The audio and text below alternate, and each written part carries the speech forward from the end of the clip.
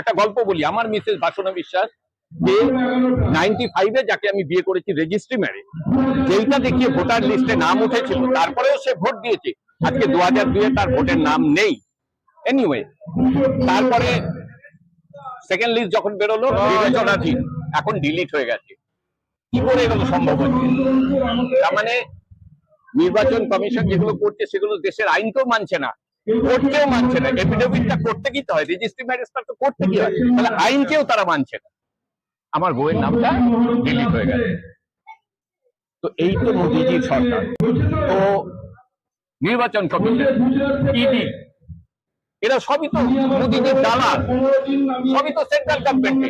ওদের অঙ্গলিহীনা দিতে চলছে। কিন্তু যারা বেঁচে আছে, যারা ভোট দিচ্ছে, কোথাও তারা এই তো নির্বাচন কমিশন। এবছরে আমার বউ ভোট দিতে পারবে। এবার আমি রসিকতাই করে বলছি, এই বছরে এই বয়সে যদি আমার বউকে ডিটেকশন ক্যাম্পে চলে যেতে হয় বা বাংলাদেশে চলে যেতে, এই বয়সে তো আমি আর বউ পাবো না, তাহলে খাবোটা কি?